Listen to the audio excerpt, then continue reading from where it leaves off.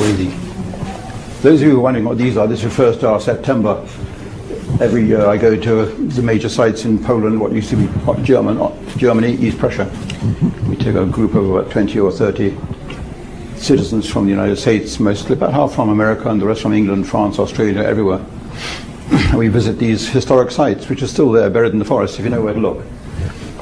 But this may well be the last time I come to the United States, for the simple reason that when I landed in Atlanta on January the 31st, I was detained for 4 hours by Homeland Security on a pretext, and then my passport was seized, and the 10-year visa was cancelled, so they can stop me coming in any time they want at the drop of a hat. I had previously a 10-year visa, which made it much more difficult to stop me coming in, and I was very careful to adhere strictly to the visa terms and conditions. But the first bench when I came in on January 31st, the guy there said he knew everything. He said, yeah, you're speaking in Orlando and Clearwater and Portland and Atlanta and everywhere, aren't you? And you're speaking about this man, G. I said, Goebbels, yes. Yeah. He said, how much are you earning for this? Who's paying you? And I said, nobody. I'm not allowed to earn money. I can't. On the University of Denver, when I spoke there, sometimes they wanted to pay me a fee, and I said, I can't accept a fee. I can accept expenses, but I can't accept a fee. So they gave up, and then I was put back in the cell and held for another hour, and then they now tried another tack. They said, last time you were here, you overstayed your visa. I said, no, I didn't. Very careful not to. They said, yes, you did. I said, when are you talking about? They said, well, you landed on January 31st last year, and you left on July 31st, and you're only allowed to stay 6 months. I said, duh. January 31st to July 31st is 6 months. No, it's 6 months and 1 day, by State Department reckoning. Is it? Not by my calculation. Not if you rent a car, not if you stay in a hotel. 31st to 31st is exactly a month. And you're paying the same whether it's a long month like 31st or a short month like February. But no, they said it's 1 day overstayed, and for that your visa is going to be cancelled, which they then immediately did and fined me $800 cash. And out of the generosity of their hearts, they then gave me a temporary visa. They said, as you've entered it illegally. I said, no, I didn't. I entered legally. You have made it illegal by cancelling the visa since I entered. So when I entered, that visa was legal. Anyway, since you entered. So that, you can see which way they're going. Next time they've now cancelled the visa, and next time I apply for a visa, it will be found that I've violated a previous visa, overstayed, and for that there's a 10-year automatic ban from returning to the United States. And I think that's what may happen. So forget about the First Amendment. It's not because I polished my shoes the wrong colour, or because I've got 10 speeding tickets that I've not paid or anything. It's because certain people contacted the State Department and said, stop him coming. And the mistake I did make, of course, was to announce my coming a month ahead with all the cities I was going to be visiting, so they knew exactly where I was going, and the enemy knew, and the enemy then put pressure on whoever's put pressure on. They're quite disconcerting, and I won't know what's going to happen until I go back to the US Embassy in England and apply for another visa, and I find out what the response is. The visa is very hard to get. It took me, when I came out of prison in Austria, it took 3 years to get a visa because of that. How did you travel to Canada then? How did I travel to Canada? Well, how has it been? It's banned. I've been banned from Canada since 1992. Oh, where are you? Okay. As witness what happened on October the 15th last year. I took a cheap ticket from Expedia, a one-stop flight. One-stop flight going back. The plane stops from Atlanta to London. The plane stops in Washington, D.C. Flying out from London to Atlanta, the plane stopped in Canada, in Toronto. I don't mind, because when you do a transit like that, you're not actually landing in the country, you're going through the transit zone. And all was well until we landed in Canada. The plane landed in Toronto and rolled up to the terminal, and I got an onward flight in 1 hour's time from the next gate. And as we rolled up to the terminal, the loudspeakers of the plane crackled and a message came over the plane loudspeaker saying, ladies and gentlemen, we've been informed by ground control. Today, unusually, passport control will be affected at the exit door of the plane. How often does that happen? But of course, that effectively advanced the border of Canada right up to the doors of the plane.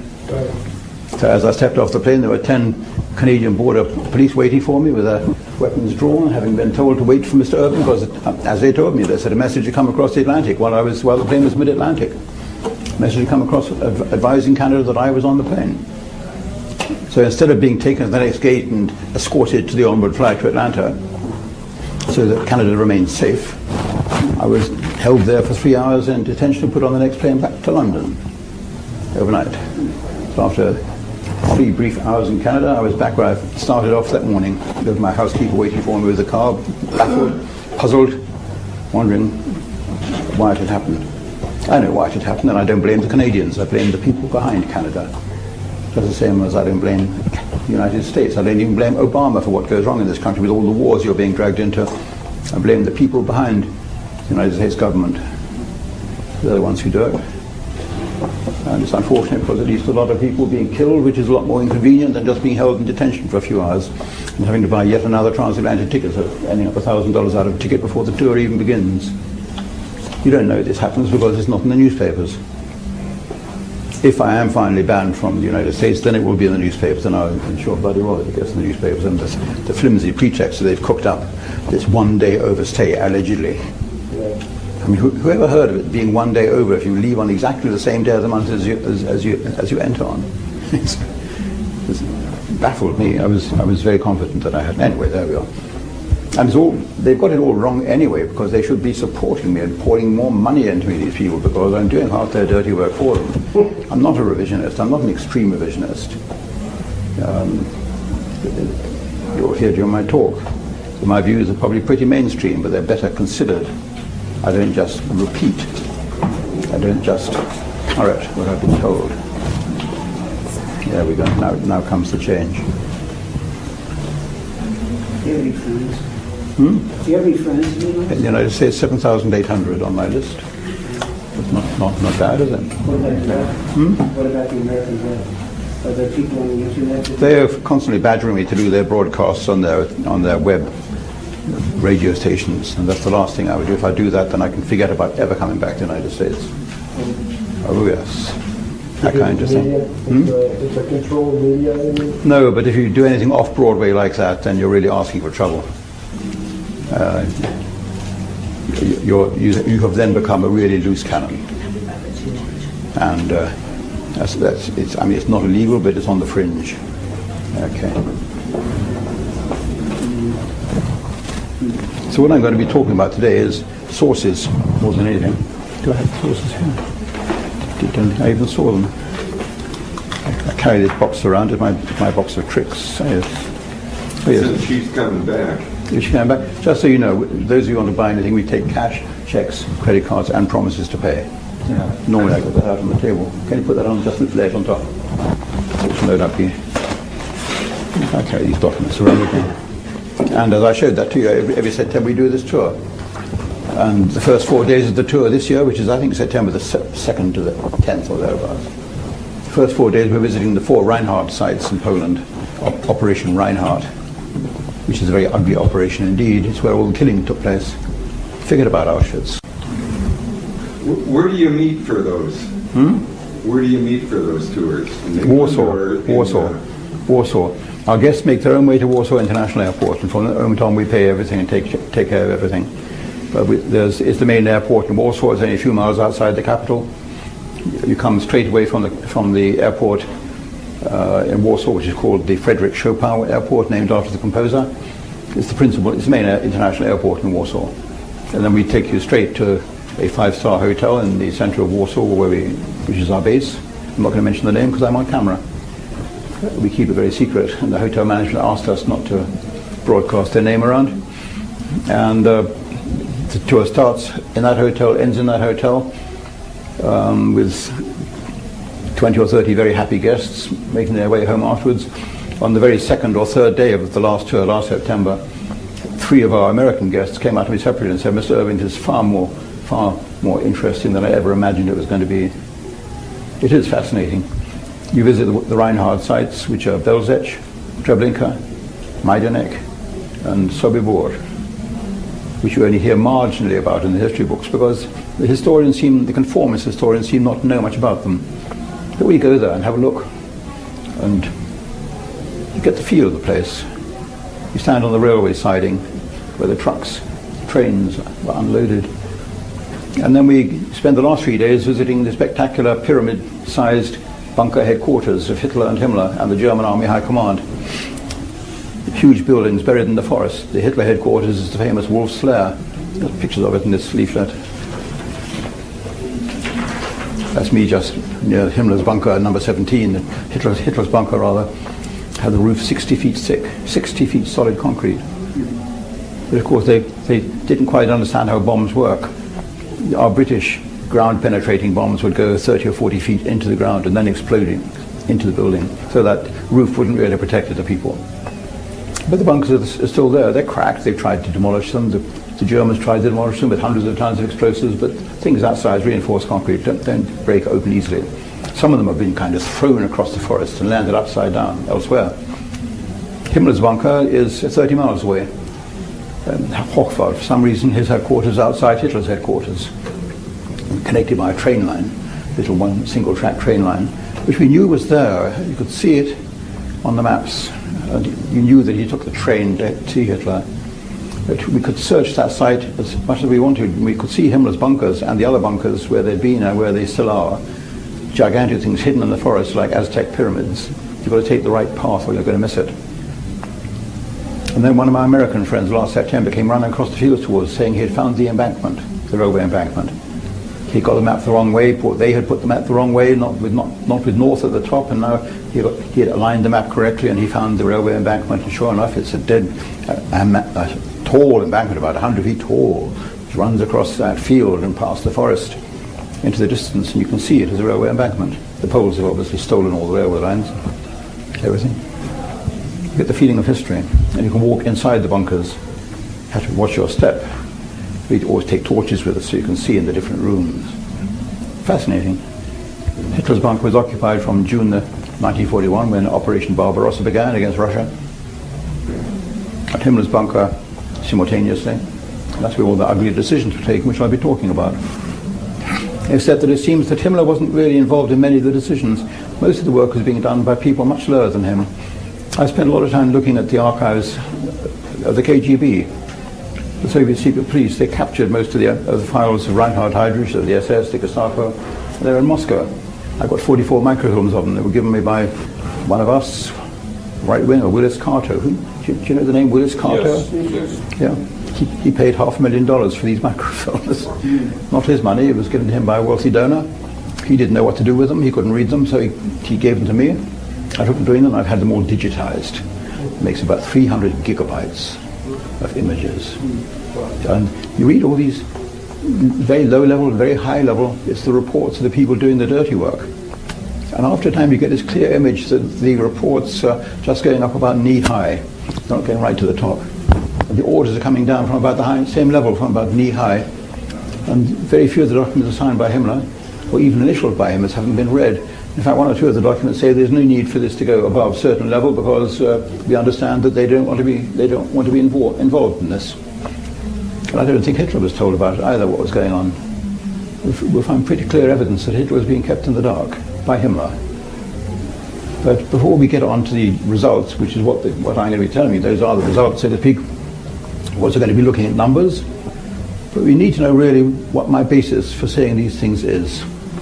First thing is, you can't believe a Jew, you can't believe a Pole, you can't believe a Romanian or a Hungarian, all these Eastern Europeans.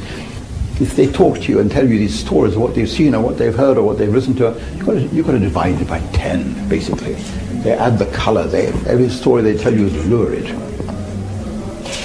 So you can kind of discount a lot of that. Generals in the witness box at Nuremberg and elsewhere, you've got to discount a lot of that too. If I was a German general in the witness box in Nuremberg giving evidence, my primary concern would be to make sure that noose didn't end up around my neck, but went securely around somebody else's neck.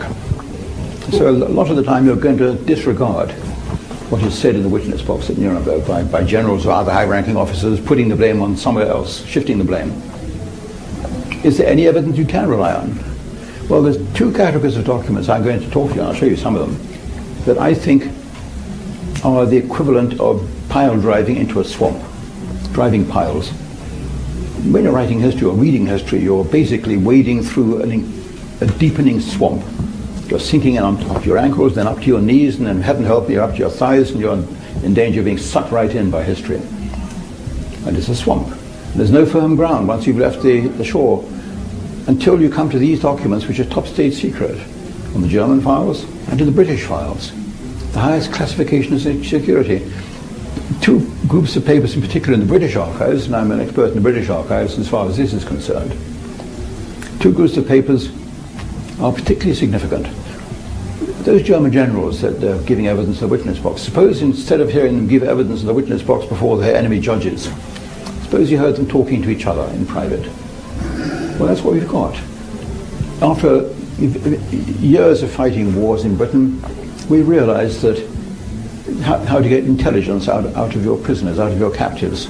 You haven't learned yet in America. In America, you think what you do, you beat them up, you drag their fingernails out, you do everything you accuse the enemy of doing, and then you waterboard them, and that doesn't work, and then you listen to what they tell you when they're in fear of being drowned, and of course, any poor bastard is going to tell you what he thinks you want to hear, once the water's up to his neck. And we don't do that. We're rather like the Gestapo. The Gestapo also used very clever psychological methods of getting information out of people. The chief of the Gestapo, deputy chief of the Gestapo, the right-hand man to Reinhard Heydrich, was Werner Best. He was a lawyer. Most of the people I'm going to be talking about today were lawyers, German lawyers with legal degrees, law degrees, doctorates in law. Werner Best, he said in a post-war manuscript, he said the way we found out to get information out of our prisoners in the Gestapo wasn't to beat them up. That very rarely happens. It happens in the Hollywood movies. It didn't actually happen in real life. We'd put two prisoners in separate rooms. We give them a pad of paper and a pencil and say, write down what happened. Each of them. And then we compare the two versions, and then we'd say, we've got a bit of a problem. Your version doesn't agree with his version. Now what actually happened? And within half a day, they found out what actually happened, without anybody getting, without a single black eye. We did the same. We took them to England, the prisoners, during the war and after the war. These generals, the SS generals, the army generals, admirals, took them to England, brought them ashore in England and to demoralize them. We also made absolutely sure that they weren't taken through any part of England that had seen any war damage. They brought ashore, they were taken through quiet country lanes, through undamaged towns, until by the time they got to the final mansion where they're going to be held, they're seething with rage at the lies they've been told by Berlin about the damage that we've been doing to the British Empire. And it turns out there's no damage at all, not a single street pub, everything is still intact. We've seen it. They've driven us through these towns, nothing damaged. And they're brought finally to this beautiful country mansion in southern England, Buckinghamshire or Berkshire. And they're treated like gentlemen. They're allowed to wear their uniforms. There's a field marshal or a colonel general. They're allowed to keep their weapons. They're allowed to keep their medals. And they introduce their old pal, Fred, Heinz, wie geht's? I've had the most extraordinary things happening. I'll tell you about it, but somewhere where we can talk in private. So they go somewhere where they can talk in private. They sit on a park bench outside under a tree. They go inside and sit in their private drawing rooms. Every ventilator, every light bulb has a hidden microphone. Every tree, every bench has a hidden microphone. And this building was called the Combined Services Detailed Interrogation Center, the CSDIC. I got about 700 of the CSDIC reports back in 1960, 65, thereabouts. I went to see Hugh Trevor Roper, one of Britain's most illustrious, capable historians. I say that even now. Professor Hugh Trevor Roper, he wrote the book called The Last Days of Hitler. He knew these people. He was a great historian, but he was also a British intelligence officer. He served throughout the war in MI6, British secret intelligence. So he had a lot of these transcripts of what these prisoners have been saying to each other, the so-called CSDIC reports, which are stamped top secret. There's a stamp most secret, which is the highest British classification of security, because for the simple reason that it is a violation of the Geneva Convention to eavesdrop on prisoners of war. You're not allowed to. You're not allowed to waterboard them either, but that hasn't stopped the Americans. Well, we listened in on these prisoners of war, although it was illegal, and in the other half of the mansion there were secret rooms with all the listening posts and the special recording machines recording the conversations, and teams of Germans and British recording, writing down everything these people had said. Every whispered word was heard and translated magnificently. Every slang word used by the infantrymen was understood by the emigre Germans who were working for us. They wrote all these wonderful reports. And because they didn't think, or probably forgot that they were being listened into, they'd probably been trained not to accept. They'd almost certainly been told that the British will listen to what you're saying, so watch what you say. After a time, they couldn't resist talking to each other about the good old times, about what they'd done, what they'd seen, things that the British must never find out about. April 1945, we hear General Walter Bruns talking, an Army Corps of Engineers, just a regular German army, a general. Back in November 1941, he was a colonel in some pioneer unit based safely in Riga, in the rear areas, in the Riga, capital of Latvia, way far north.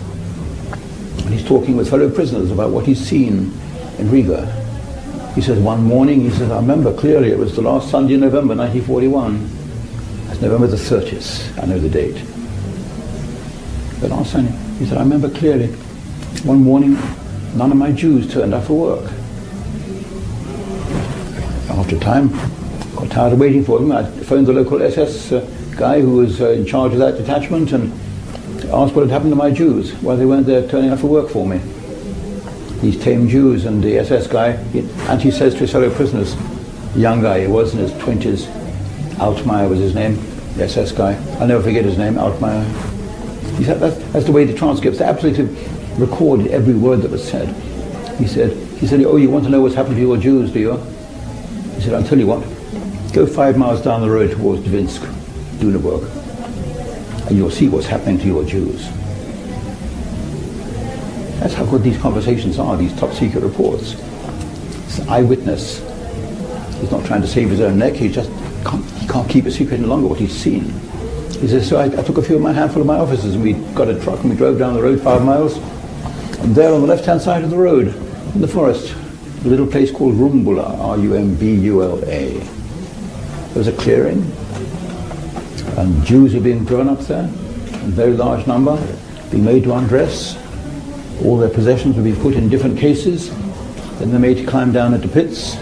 3 trenches have been dug out, about 2 or 3 trenches about 25 yards long. They're made to lie down, their heads towards the middle like sardines in a tin, so that saves space. It's very interesting that he says that, sardine fashion, because that was actually the phrase used by SS General Jekyll when he devised this method of packing victims into a trench.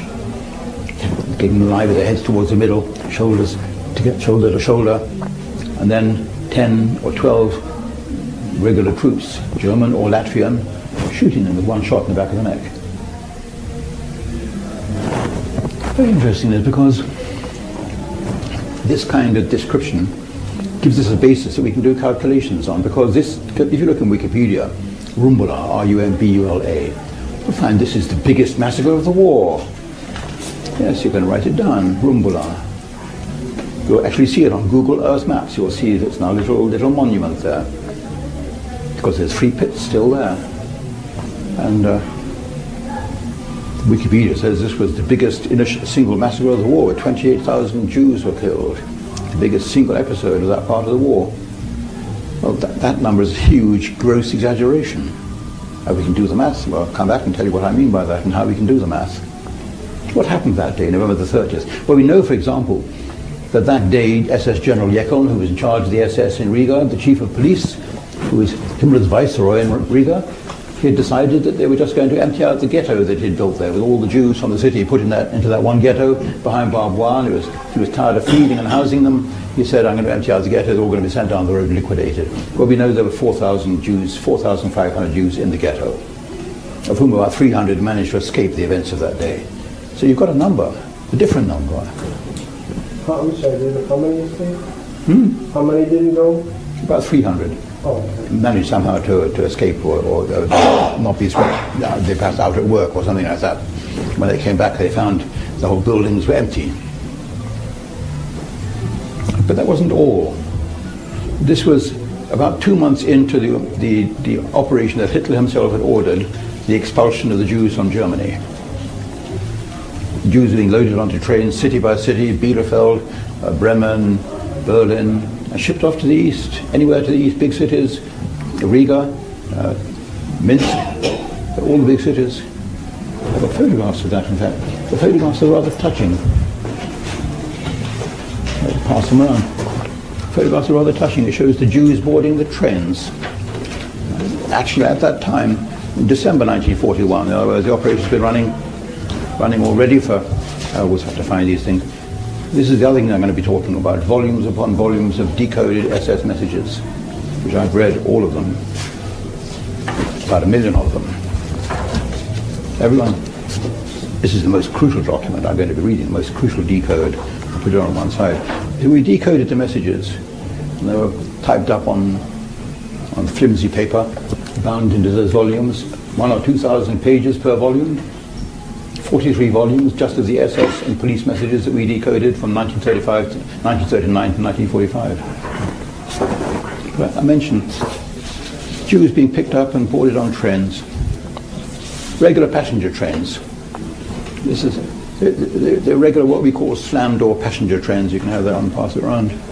That's in Bielefeld, a town near Hanover, in Germany. And they're being, you see that, I mean, have a look at the photographs, study it. And you see they look happy.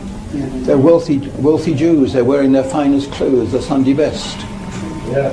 And they're being, look at them leaning out the window like school children going on an outing. And they've got, the only thing that marks it out as being something different is that they're carrying bedding rolls of bedding. And things that, I mean, they're not carrying kind of Wheatoni bags, but they've got all their bags with them because they've been told to take all their finery and all their valuables with them because they're going to a new life.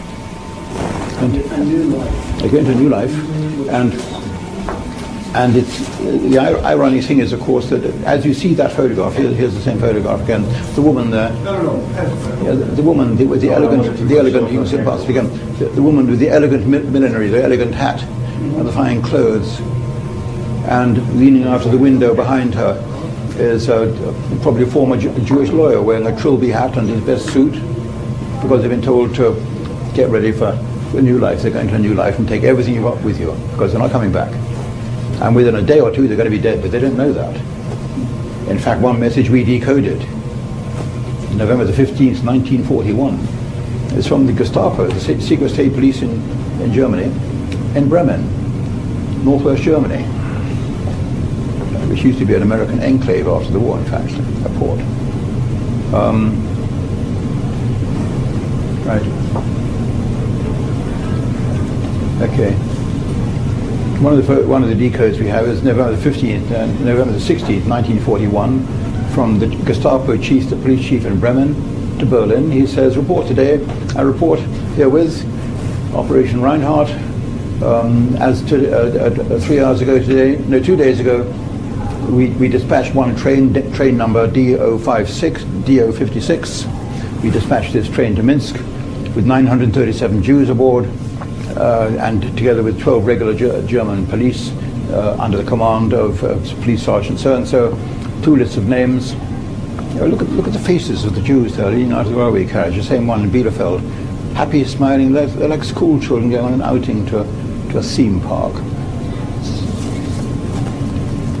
These photographs are rather touching because, I mean, for Holocaust photographs, you've seen photographs of pits and mysterious propaganda photographs which are possibly true or possibly posed or you don't know what, but this is quite genuine. This is from the German government archives. They began documenting this historic movement of the Jews which Hitler had ordered expelled to the east. And that was Operation Reinhardt? It became Operation Reinhardt. Right here. You're asking good questions. But this telegram from the one we decoded from Bremen, sent to Riga, ahead, to the police chief in Riga, intercepted by the British.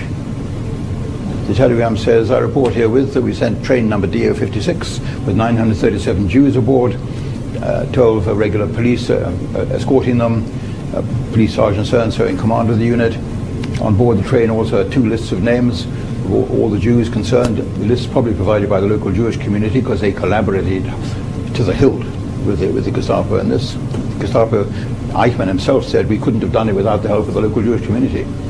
It would have been chaotic.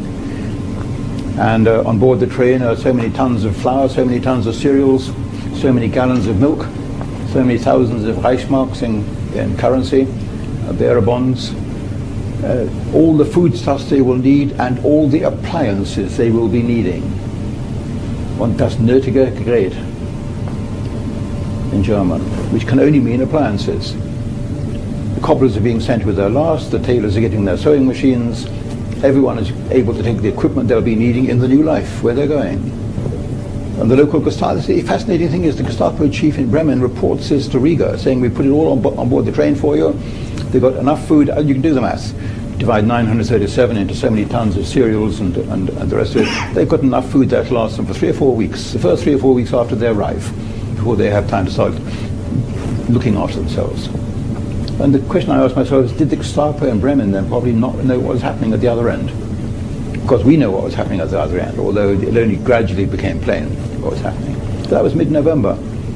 And from every city in Germany, the postcards, printed postcards, were being delivered to the Jews, ordering the report to the collecting the assembly points, taking all their valuables, then loaded onto trains and shipped off to the east. I've got several of those postcards. I know how it happened. And a lot of the Jews were quite innocent. They were, innocent as to what was likely to happen to them. Some of them had bad forebodings about it. They know what the Nazis were capable of.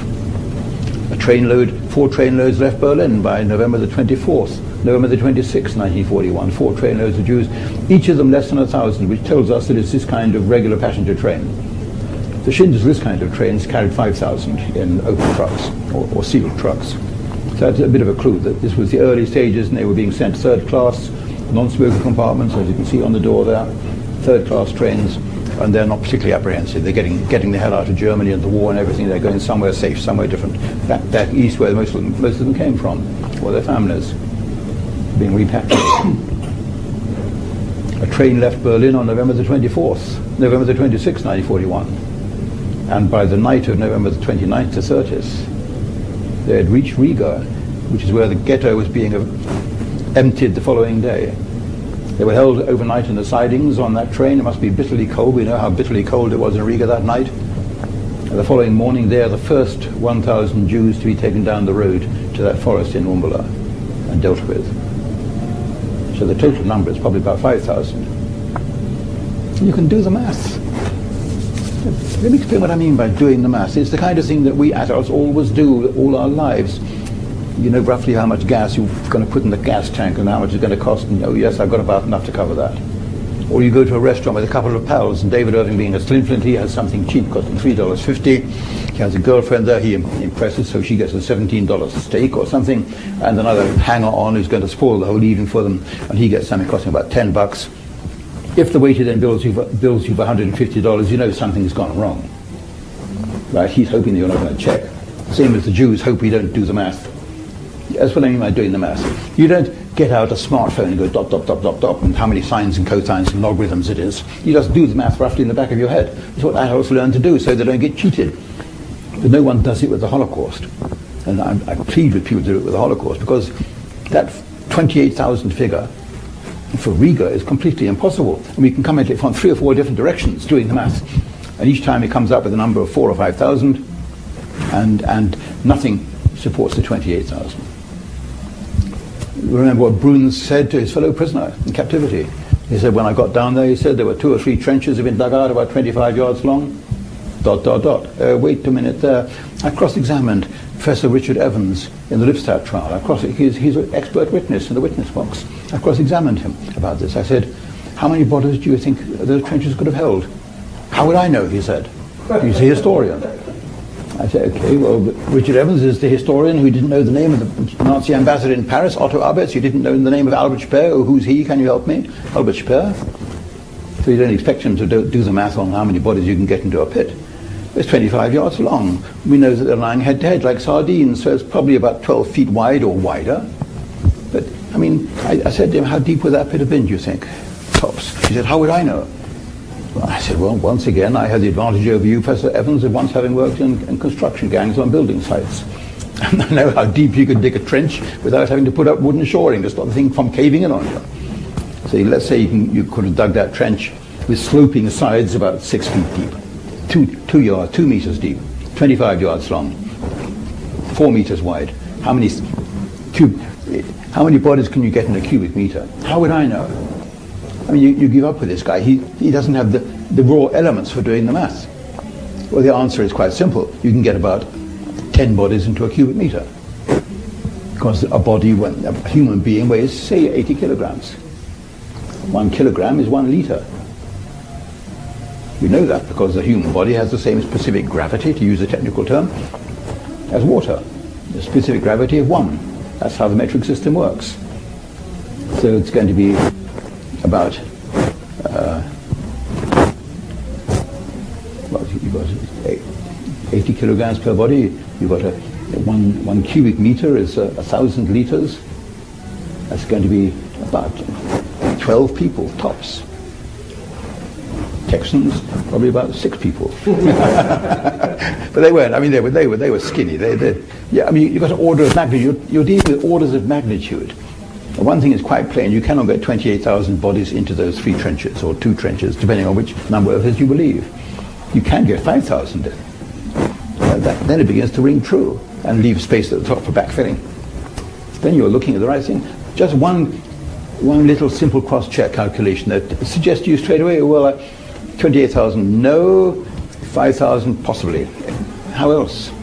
Well, you can look at it another way and say, well, we know that there were 4,000 Jews in the Riga ghetto, and plus 1 trainload of 937 Jews that had the misfortune to arrive that morning. That gives you 5,000, again, same number. And we've got yet another cross-check. You can't shoot in darkness. You can't have your little firing squad lined up along the trench in pitch darkness in the winter, armed with guns, shooting blindly at these people. They've got to do marksmanship. You've got to have the real daylight. And this is winter. This is November the 30th, which is only 3 weeks short of the longest night. And it's in one of the northernmost climes. Riga is up close to much closer to the Arctic Circle than Key West, shall we put. So it gets dark there very, very early in the afternoon, and it's dark until about 9 in the morning. You're going to have usable daylight, say, from 9 o'clock in the morning until about 4:30 in the afternoon. And after that, that's it, chaps, whistle blowing, back to the barracks. So you know exactly how many minutes you've got of usable gun time. And you've got 10 men doing the shooting, 12 tops. You could do 5,000. You couldn't do 28,000. If you're doing 28,000, you'll be doing 1 every 30 seconds. It doesn't work. You've got to have these people. Okay, next. Lie down in the pit. No, square up a bit. Take less space. Lie down. No, it's nasty, but do what I'm telling you. Okay, right. Take aim. Fire. It all takes time. And every hour they change the shift of the shooters. Very interesting that morning. Jekyll obviously realized at the end of that day's operations, or halfway through the day's operations, that things were running too slowly. Because at 11:30 that morning he sends a message to Heinrich Himmler, about 4 lines long. I know what it says. It says, "Dear Herr Reichsführer Himmler, can you get for me 12 of those magnificent Finnish-made submachine guns? The ones with the drum magazines. They will be excellent for my men who are carrying out the special operations. Sonderaktion." I'm not going to argue this. Sonderaktion is quite definitely a euphemism for the killing operations, the special operations. They will be excellent for the men doing that. Because they won't have to keep changing magazines, won't have to keep reloading. We know what gun he's talking about. It's Suomi, the Suomi, well-known Finnish manufacturer submachine gun. I'm talking to gun experts, I know. I've checked up on this particular gun. I think it's the Suomi K31. It had 3 or 4 different magazines. It had this kind of sticks that you shove in with about 10 or 15 rounds in. And it had 2 drum magazines. It had a drum that held 50 rounds and a much bigger drum that held 72 rounds. The gun actually was put on single shot. They just fired 1 shot well aimed into the back of the neck. Because it was a heavy gun. Very heavy gun with that big magazine on it. And the heavier the gun, the easier it is to do target practice. Because it doesn't jerk, it doesn't kick so much. So that's an interesting telegram. We decoded it. That's how I know he sent that telegram that morning. But it gets much uglier that day. Very interestingly for history. Right? That Berlin trainload of Jews has arrived overnight, been held on the sidings and had the misfortune to be sent straight down to the pits. They're dead by lunchtime. Lunchtime, oddly enough, Hitler's invited Himmler to lunch that day. I know that because I've got Himmler's diary and I've got Himmler's telephone log. Okay? What's the problem?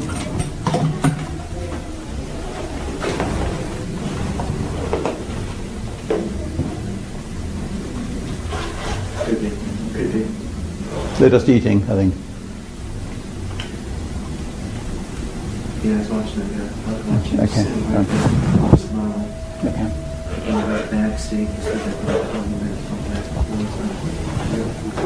So you think that's trouble? Work here, right? I'm not sure. Who is our spy? Would you like just to go out and have a quick look at them? Size them up. If necessary, I'll just send for the police straight away. Who are you talking about? Yep. They're sitting with their back to us with the cap on. Okay. And have they ordered a meal?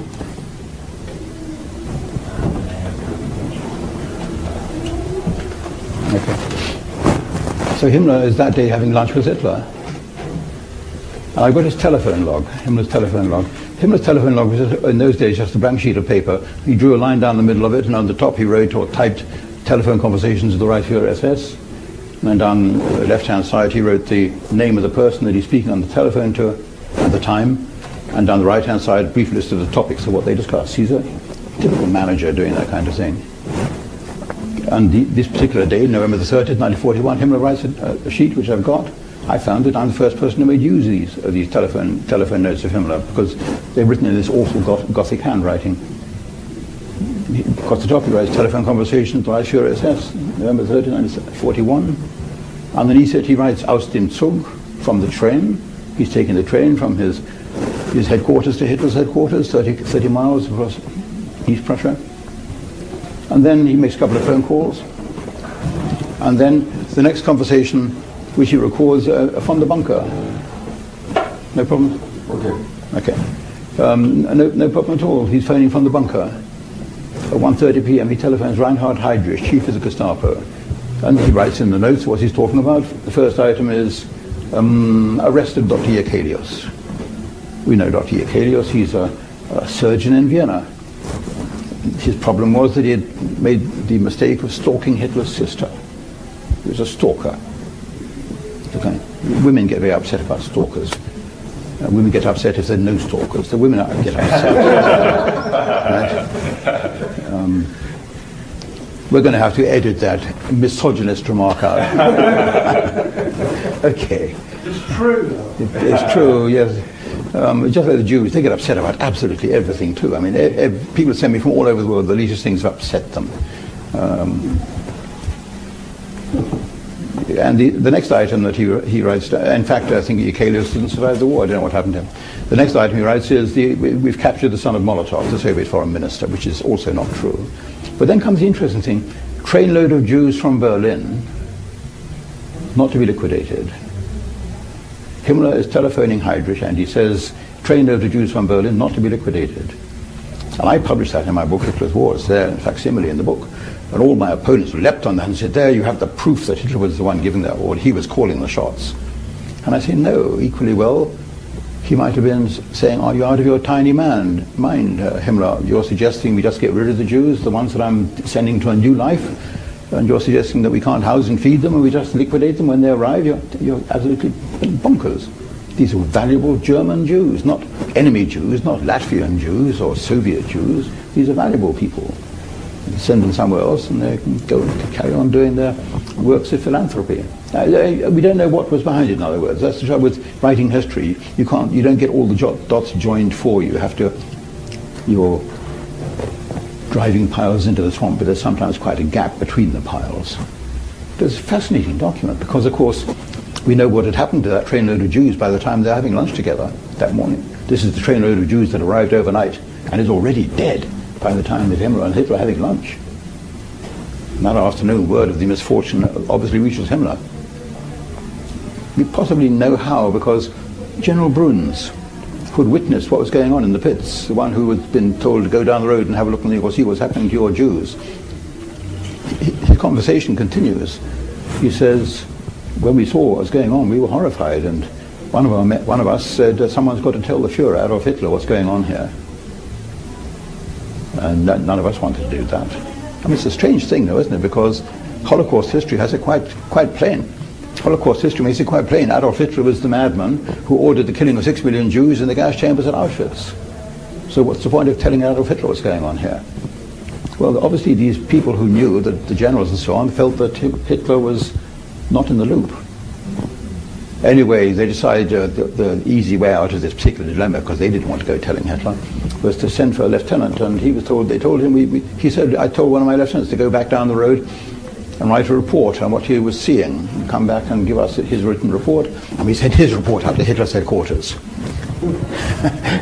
Interesting little cameo and insight into the German officer corps mentality.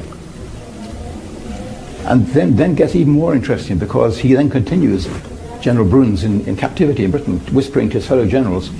He says, and that evening, word came back from headquarters that this kind of mass killing had to stop. Oh. Again, it doesn't fit in with the regular Holocaust story. This kind of mass killing had to stop. What happened? Well, possibly connected with that, possibly not. Himmler, by that time, by mid-afternoon, presumably has found out what happened to his trainload of Jews. And boy, is he going to have to answer to Hitler for that now. And I'm not making this up, because that evening he sends 2 telegrams, code messages, to General Jekon, SS General Jekon, the guy who was in charge in Riga.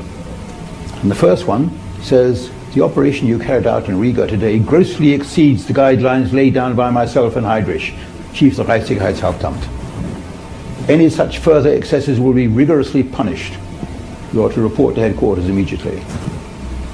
Now that definitely doesn't fit in with the Holocaust history. Himmler hearing this and saying, I'm going to punish the guy who's done this. It grossly exceeds the guidelines laid down by me and Himmler, and by me and Heydrich. And it's just possible that this proves that Himmler wasn't entirely aware of the guidelines that Heydrich had laid down, because we got them in the Moscow archives. Heydrich was quite blunt about he wanted the killing to continue and grow by leaps and bounds. He wanted the women and children taken out too. This was Heydrich. So it's possible that Himmler didn't realize that Heydrich had issued rather different guidelines to his own. But the interesting thing for me is the people. I think your NRA in the United States, you have an NRA, and one of their slogans is, guns don't kill people, people kill people. Do you want to do something about the ventilation? Are you picking it up? I'm picking it up, but I think I'll just have to endure it. I don't know what... You've got a ventilator behind you. If you just click that off, perhaps that might click the fan off. It might cause us to be very hot in here, though, wouldn't it? I can take it. Now to shut it off. Okay. All right. Let's see what we can do. Is there an off button on that? Fan off? It should be off. We got most of the lights off.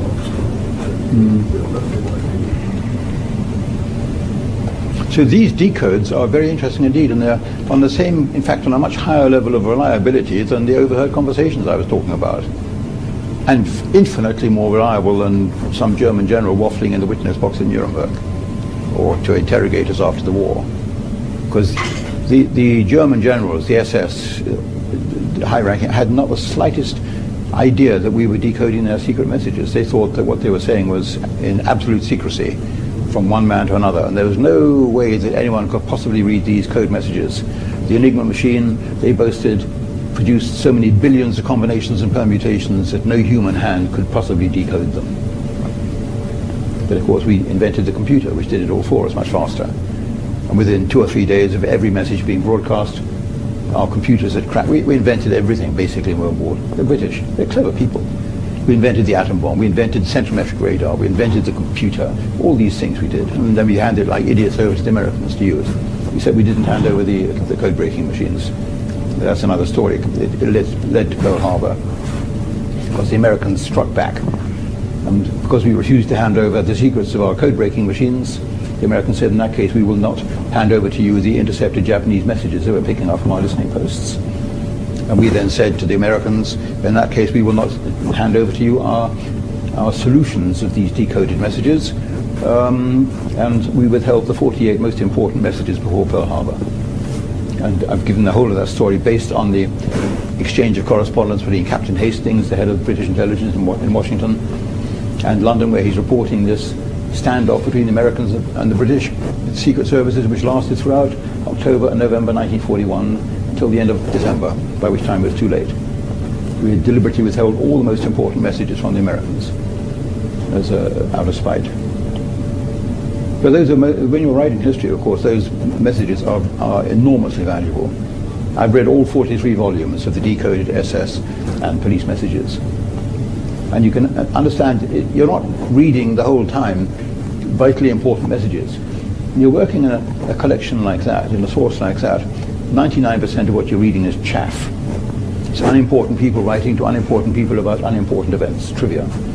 A lot of things, messages from the Eastern Front, for example, saying, can you possibly supply for us a new carburetor for a Chevrolet, Captain Chevrolet, we need it, we don't have it in the stocks. Messages of that kind of level. And towards the end of the war, other messages being sent out to the SS units on the Eastern Front saying, we told SS Corporal Müller that in the British terror raid on Munich 2 nights ago, his home in number 26 Heinrichstrasse was leveled to the ground, category C damage, his wife and 4 children are dead. And when you read all those messages, thousands of them, then you appreciate part of the solution to the for me, awesome question of how can you have persuaded the men to do what they were doing? Well, one or two of them actually say privately, and in court after the war, they said, well, on the first day it was difficult. On the second day it was easier. By the time you've been doing it 4 or 5 days, it was just a matter of routine. You didn't pay the slightest attention to what you were doing. Just bang, bang, bang for 1 hour, then you were relieved, somebody else doing the job. The guy came around handing out the fresh ammunition, and you got your lunch break after an hour, and you didn't pay attention. It wasn't human. It wasn't killing anymore. But just for the first couple of days, it was difficult. But Heinrich saw to it. He sent hearsay telegrams, which we decoded, saying the units carrying out the special operations make sure they have full alcohol provision in the evenings. Make sure that they have social evenings together in the evenings to help put it behind them, to get it out of their minds, showing movies and dancing and this kind of thing, so they can forget what they've had to do during the daytime, in the hours of daylight. There's one such order sent by. He was a human man. He recognized that you couldn't have a unit doing this kind of thing all day long, week after week after week, without affecting their morale. And so all that was provided for. These are the intercepted messages. And I can see some of you saying, well, what kind of numbers are we actually looking at overall? This is where it becomes unfortunate and very interesting and very important. The short answer is the big number that they quote is probably the right order of magnitude. That's what scientists say. In other words, it's not 10 times too big, it's not 10 times too small. It's probably the right ballpark, the figure. And simple proof of that is this document. I said a decoded document I was going to read to you. Those are decoded messages. I think I got those on. I think this is Sagan. This one. It's the Höfler telegram. You see the anti-Jewish operations went through, I think, 3 phases, effectively, as far as the East was concerned. The first phase was a very small phase. The invasion of Poland. The police units had orders to round up anybody who was likely to be troublesome, take them to the local churchyard and shoot them. And it was usually the Jews or the communist leaders or Polish intellectuals, people who were too clever for their own good. They were all mixed into one pot and led away and executed somewhere or other, preferably away from eyesight, away from curious onlookers. That was one of the rules: no cameras, no onlookers. And they were dealt with. And their total number, we don't know the numbers there, we know individual operations, a few hundred, which have brought to Hitler's attention, and he didn't get very upset about them, because this was the kind of thing that happens in war. You Americans have probably been doing it in Iraq and Afghanistan without the newspapers covering it. You just get rid of the people who are liable to come up against you a week later as the enemy, with guns in their hands, and you get rid of them in advance, and it's not going to happen to you. But after Hitler invaded Russia, it became much more sinister. 4 army groups plunged eastwards, A, B, C, and D, numbered from the north to the south. Each army group, they were numbered from north to south, but behind each army group came, shall we say, a police group, a task force, Einsatzgruppe, and they were numbered A, B, C, and D from north to south. Einsatzgruppe A was based in Riga, and D ended up based in the Crimea. And their job was to secure the rear areas behind the German armies as they advanced, so the field marshals commanding the armies didn't have to worry about partisan warfare cropping up in their rear, which unfortunately you Americans didn't worry about. You didn't worry about the insurgency until it began. I knew the insurgency was going to come about. It was quite obvious to any experienced observer that Saddam Hussein was preparing for partisan warfare. About a month before the American attack on Iraq, The New York Times reported Saddam Hussein has divided the whole of Iraq up into 12 autonomous regions, each with a military commander capable of giving orders for his own unit. And I said to my friends, he's preparing partisan warfare. He's not going to fight fair and square against the advancing against the advancing Americans, because he knows he hasn't got the strength to do that. He's going to let the Americans win, and then he's going to rise up from the sand behind their backs and do what Stalin did to the Germans. And the proof of that is in my book, Hitler's War. And you'll find that it's no coincidence that the Anti-Defamation League wrote to General Goodpaster, Commandant of West Point, and to the Commandant of Colorado Springs, the American Air Force training units, and to Annapolis, ordering or pleading that all David Irving's books should be taken out of their libraries, especially Hitler's War. And it's no secret. I've seen the letters. I've seen General Goodpaster's cringing replies saying, of course, yes, we'll do that immediately. But I read that. Oh, there's the history there of how a dictator is capable of defeating the most powerful military force on earth, namely at that time Nazi Germany.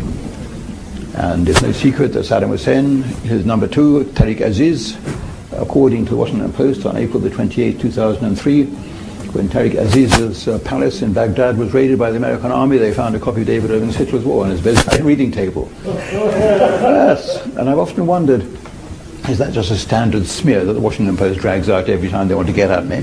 Because the same thing was found in General Noriega's bedroom in Baghdad, in Panama City.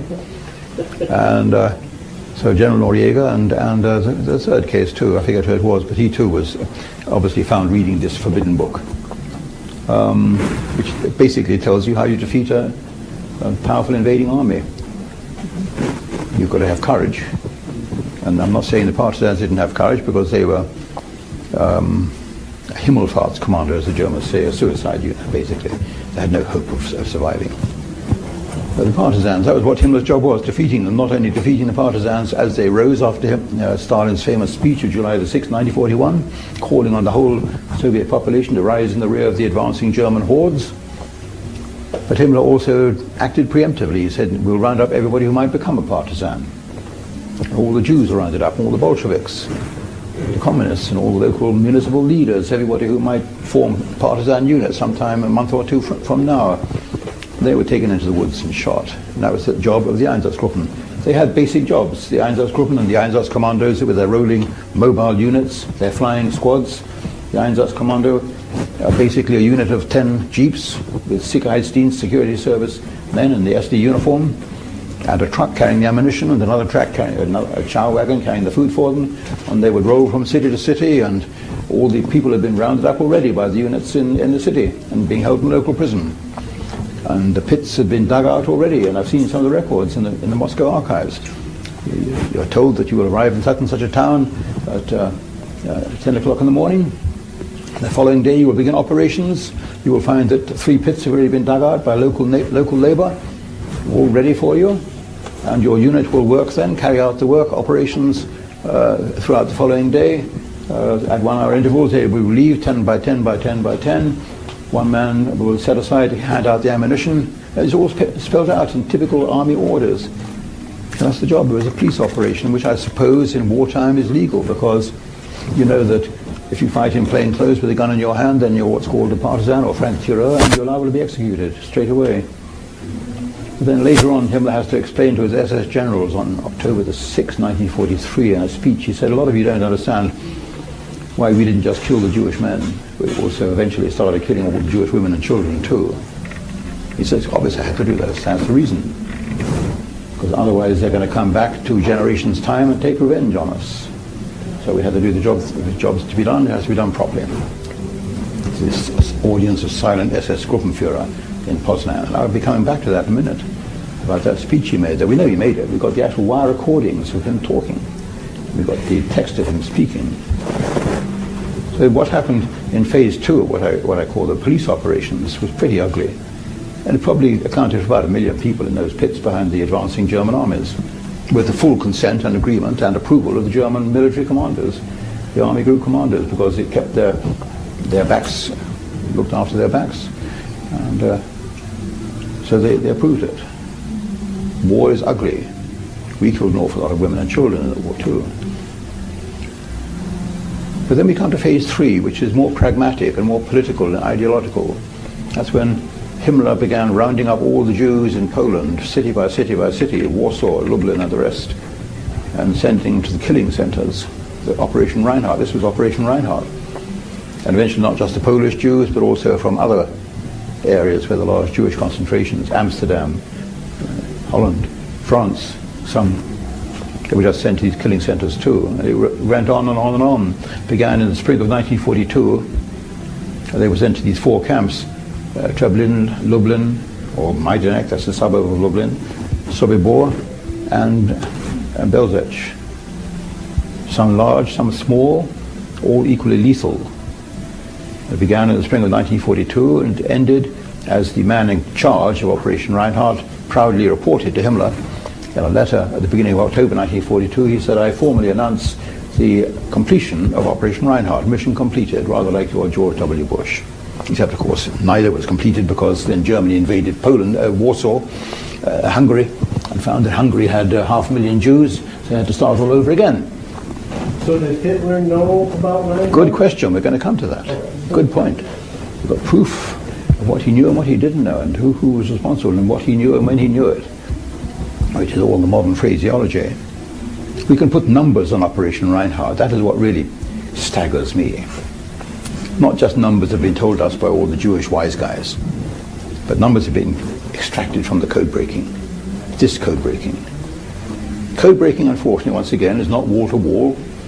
You're picking up distant messages over 2,000 miles broadcast by military guys who are using unfamiliar equipment and wartime primitive equipment and being picked up by similar equipment in Britain by teenagers or 20-year-old girls working with the radio monitoring posts, and they miss an awful lot. Or radio static breaks in and breaks out the message. And one advantage is the messages were never sent in whole one piece, because one of the rules of code breaking is you don't have long messages. Long messages are very easy to, or they're easier to break the code of. You've got enough material to work on sent in the same key. So you're not allowed to send more than 150 characters per message, which is well like tweeting. Isn't it? I'm told you can't do more than 150 characters in a tweet. But the same in the code breaking. So sometimes you would get just the first 2 lines of a message. The rest was lost in static.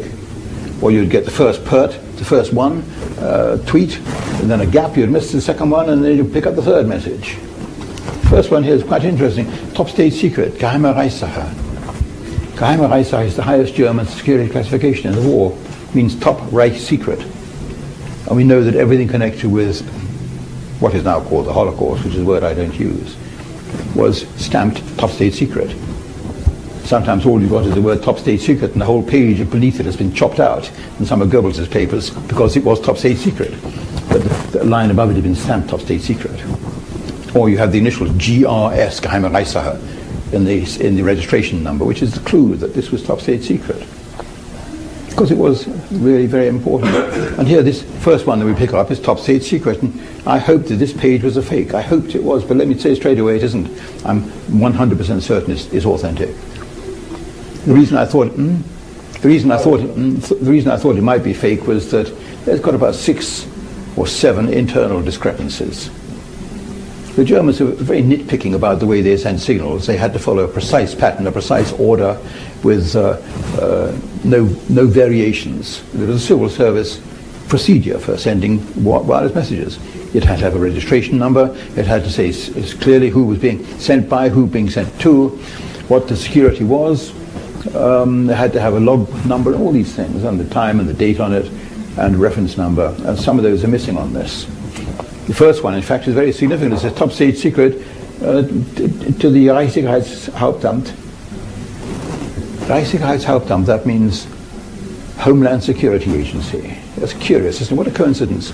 Reich, the Homeland, Security, Sicherheitshauptamt, Homeland Security Agency. I sometimes wonder if the guy who dreamed up the Homeland Security Agency wasn't a bit of a mischief maker. I thought, I'm going to use exactly the same title that Heydrich had for his agency and see who spots it. Well, we spotted it. To be sent to the Reichssicherheitshauptamt, to be handed to SS Colonel Eichmann. Oh, Adolf Eichmann, the big name, the guy who was kidnapped by the Israelis and executed, hanged in 1963. I got all his papers, or most of his papers from Argentina. After the end of a meeting like this, somebody came out with a big brown paper package. He said, we think these are in the right hands when we give them to you. They are very interesting, they're his memoirs. But you don't expect to find that. In fact, in all these 43 volumes, I didn't find a single other reference to Eichmann of all people. That's made me first wonder. My trained brain then began to think, that's a bit curious, what a coincidence, the big name. Then, as I told you, in the archives you're reading about unimportant people writing to unimportant people about unimportant things. And here's a two-line message in which we already got top secret, and Adolf Eichmann, all in just 2 lines. That's the first thing they say, wait a minute, hello, Achtung. Okay, but it's genuine. Actually, for a time I wrote to the archives in Britain. I have good relations with them. Same with the Holocaust Museum archives, I'm good terms with them. And the one in Britain, I said, would it be asking too much if I asked you to consider carrying out forensic tests on this document? On the paper, the ink, the binding, the glue, the typewriter, just to see if it's genuine or not, because it just occurs to me, for example, it's page 2 of a 5-page series of intercepted messages, and yet it's been bound out of sequence.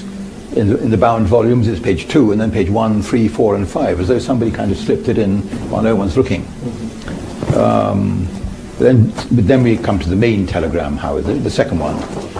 Underneath it, we got, it's paragraph 13 and paragraph 15 in this series of intercepted telegrams in the 43 volumes.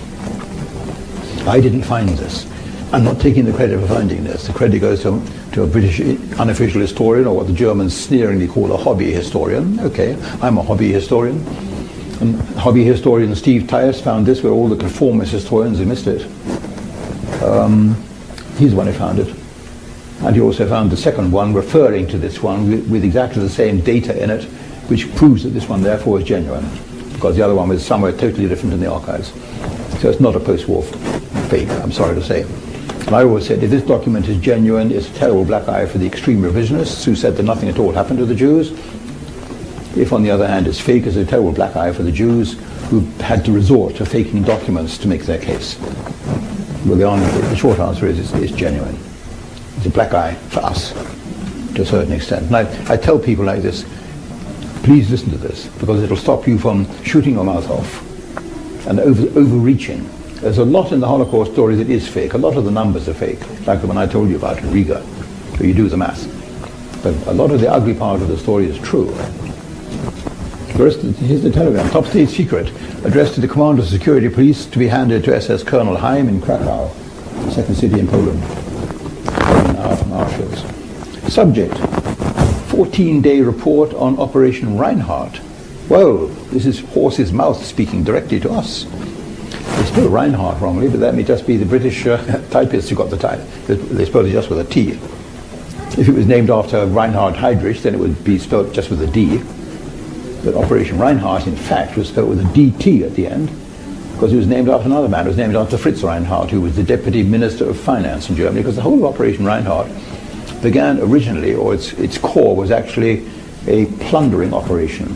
The Jews who were being sent east to a new life were valuable not for the brains they had, or the people they were, or symphonies they were going to compose, or the junk art they were going to paint, or whatever. They were valuable for the gold teeth and their jewellery and the fine fur coats they had been persuaded to bring with them. I'm sorry to say that. It was a financial operation, and every now and then a report went to Himmler of how many kilograms of gold had been harvested, how many wonderful fountain pens, how many gold watches, how many jewels, all the rest of it.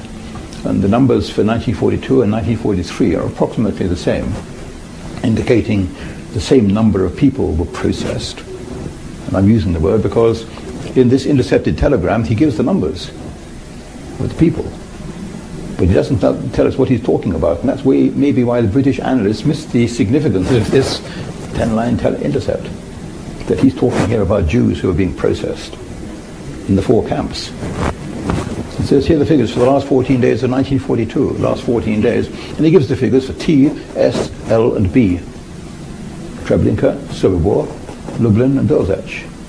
It's really reasonable to assume that, because that was the 4 camps in Operation Reinhardt. And then, having given the 2-week figures, he then gives that overall figure so far, up to the last day of 1942, and I'll give you those figures now. L 24,733. B, what was it? 434,508. S, that's Sobibor, 101,370. T, 71,355. In fact, that's a mistake. The operator has either missed out one digit at the end or that's not been heard by the British monitors. The actual figure, to make the total correct, 713, there's not a 5 missing at the end. The actual total for T Treblinka was 713,555. And then he says altogether the total is, for this period, 1,274,166. Very interesting, very significant figure. Yes. Now that you said that's for 2 week total? No. I said that he also gives the individual figures for the last 2 weeks, but then he gives the overall figures since Operation Reinhardt began until December 31st, 1942, which is 11 days before this telegram.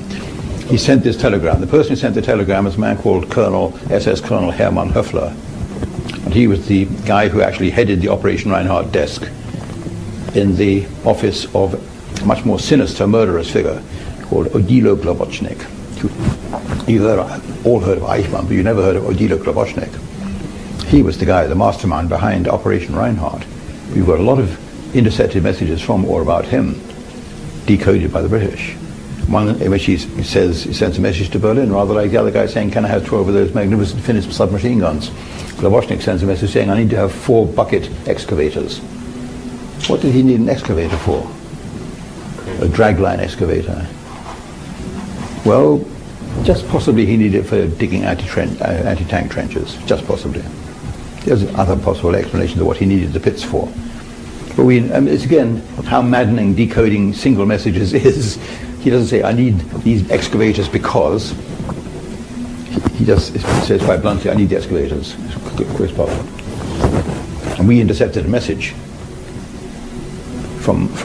we intercepted 2 vital messages in October 1943. One of them on October the 7th, 1943, which I found. And it leapt out of the pages of that 43 volumes to me because it had the word Sobibor in it, one of the 4 camps. And the message says, 700 Jews have broken out of the concentration camp of Sobibor and are to be rounded up immediately without fail and brought back. It is believed that they're trying to flee across the borders across the Bug River, which is 5 miles away, into the Ukraine. And they've got to be brought back at all costs. Maddening. Again, it doesn't tell us what was going on in the camp at Sobibor. However, it does confirm there was a camp at Sobibor, which now if you go there, and those of you who come on this tour, you'll see it. Just a bald patch in a forest with a little museum hut, and all they actually found there was one bent tin cup and about a foot long of barbed wire buried in the sand, because Himmler ordered every vestige of that camp removed and swept away when the whole thing was over, so that nobody would ever find anything. And if it wasn't for that intercepted telegram, we wouldn't even know that Sobibor existed. There's a photograph of me standing outside the old rusting train station sign of Sobibor, which was there when I first went there 5 years ago. But last year we went there, this brand new European Union conform kind of Autobahn kind of Sobibor sign. They're completely destroyed. But there's other things there. If you go and look, there's the little ramshackle railway platform specially built for these trains that were shunted into the platform and unloaded.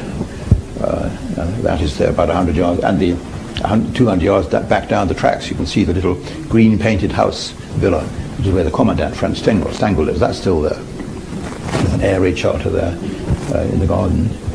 So this is a crucial document, except of course it doesn't tell us what the figures refer to, or what actually the TS, L and B are. We can surmise to 900% certainty, 98% certainty that this was those 4 sites, the Reinhardt sites, because it says this is Operation Reinhardt, top state secret again, the same high classification. But we've got a much better source which confirms that this is the Jews he's talking about, which is why the British didn't spot this when they were analyzing these documents. To them it was just interesting. They were puzzled about, what is this Operation Reinhardt? Is it going to be some big offensive somewhere, or like Operation Heinrich and Operation Hamburg and the other anti-partisan operations? That's what they were obviously thinking, and then they get these odd numbers being thrown into it. Sobibor 0 in the last 2 weeks. Why is that kind of thing? Well, this is 11th of January 1943 that signal was broadcast, and we decoded it in the next week. Didn't make head or tail of it, so it went into the bound volumes. But simultaneously, Heinrich Himmler has contacted his chief statistician, which is why these figures are being sent for. Himmler has a chief inspector of statistics called Dr. Richard Korher, who's a trained university statistician. I don't know if you know any statisticians. They're strange people, rather like accountants. I always know at this point if there's an accountant who's present, obviously. Okay, so an accountant is completely uninterested in human life. Somebody said an accountant is somebody who knows the price of everything but the value of nothing. Right? And oh, you're an accountant. No, you're looking grim. I warn you that if people interrupt my train of thought, we get the spittoon joke, and that's a really disgusting joke. I'm going to hold my questions until... No, we're going to have a discussion period afterwards. God willing. No, Himmler contacted his chief statistician, Richard Korher, a guy I knew. And he said, Dr. Korher, I want you to draw up a 10-year report, because we've been in power now for nearly 10 years. In January 30th, 1933, it is 10 years. And I want you to draw up a 10-year report on the first 10 years of the final solution of the Jewish problem as a statistician. Very interesting. Korher worked on it for 2 months because statisticians, they like numbers. If you fed numbers, you feed on them as a statistician. You can do things with numbers. You can operate on them. You can compare them. You can have sliding scales, compare 1 year's numbers with the next year's numbers. You can have histograms and pie charts and graphs, and you can do wonderful operations with numbers. And that's what Korher did. He operated for 2 months on this. And Eichmann wrote in his memoirs the stuff I got in Argentina. He said this guy Korher kept on badgering me for numbers. And he kept on driving me nutty, kept on coming back and asking for numbers. One of the numbers he got, obviously, was this Korher, this Höfler telegram. Korher writes in his 17-page report, he says, when we came to power back in 1933, there were 17 million Jews in the world. Now, there are about, at that time, 1933, there were about 10 million living in Europe, Jews. Now, there's about 4 million Jews living in Europe. And then the statistician kicks in. He said, the reason for this discrepancy is simple. Lots have emigrated. And then the real statistician, the pure statistician, right? Well, like pure mathematics, that kicks in. A kind of little thing on his shoulder says, and not only have they emigrated, but the ones who've emigrated are old. The ones who emigrated are young and childbearing. The ones who stayed behind in Europe are old and geriatric, and the kind of person you see on a Zimmer frame walking down the streets in Miami in the old days, and nowadays too. No, he doesn't say that about Miami, but that's the point he makes. He says they're beyond childbearing age. So that skews the statistics, makes the discrepancy even more glaring. And not only that, says Dr. Korher, but of those who remained, we've subjected 1.274,166 to special treatment in the camps in occupied Poland. That's the same 7 digits. He's talking about Jews, so we don't no longer wonder what Höfler's talking about in the decode. Korher says we've subjected 1,274,166 Jews to special treatment, Sonderbehandlung, in the camps in the Generalgouvernement, occupied Poland.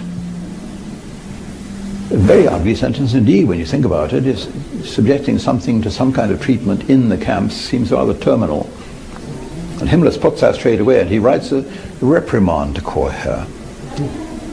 He says, Dr. Korher, excellent report, very well done. I'm supposed you learn as a manager, always start off a nasty letter with a word of praise, a word or two of praise. Excellent report, well done, old chap. One thing, though, you do realize this report is designed to be shown to the Führer, Adolf Hitler.